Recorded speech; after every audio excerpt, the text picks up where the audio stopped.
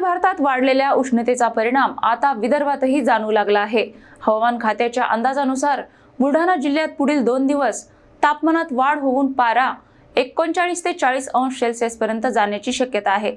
उत्तर भारतातील हरियाणा, राजस्थान, दिल्ली आणि हिमाचल प्रदेश या राज्यांमध्ये तापमानात मोठी वाढ झाली असून त्याचा परिणाम आता पश्चिम विदर्भातही जाणवू लागला आहे। बुलढाणा जिल्ह्यात गेल्या आठवड्याभरापासून तापमानात सातत्याने वाढ होत असल्याचे चित्र पाहायला मिळत आहे। भारतीय हवामान खात्याच्या अंदाजानुसार पुढील 2 दिवस म्हणजे 12 मार्च पर्यंत जिल्ह्यातील सरासरी तापमान 39 ते 40 अंश सेल्सिअस पर्यंत पोहोचण्याची शक्यता आहे। वाढत्या उष्णतेमुळे नागरिकांसह शेतकऱ्यांनी विशेष काळजी घेण्याचे आवाहन करण्यात आले आहे। हवामान तज्ञांच्या मते शेतकऱ्यांनी पिकांचे संरक्षण करण्यासाठी सूक्ष्म सिंचन पद्धतीचा वापर करावा, तसेच वाढत्या तापमानाचा परिणाम पिकांवर होऊ नये यासाठी वेळोवेळी पाणी व्यवस्थापन करणे गरजेचे आहे। दरम्यान नागरिकांनी कडक उन्हात अनावश्यक बाहेर पडणे टाळावे, पुरेसे पाणी पिणे आणि आपल्या पाळीव प्राण्यांची देखील काळजी घेणे आवश्यक असल्याचे आवाहन हवामान विभागाकडून करण्यात आले आहे।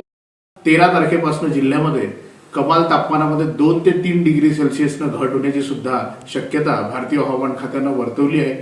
तत्पूर्वी भारतीय हवामान खात्याने या महिन्याचा दीर्घावधी तापमानाचा जो अंदाज व्यक्त केला होता त्यात असं सांगितलं होतं की पश्चिम विदर्भामध्ये आपल्या बुलढाणा जिल्ह्यात तापमानामध्ये फारसा बदल न होता सरासरी इतकं किंवा सरासरीपेक्षा किंचित जास्त तापमान या महिनाभर राहणार आहे।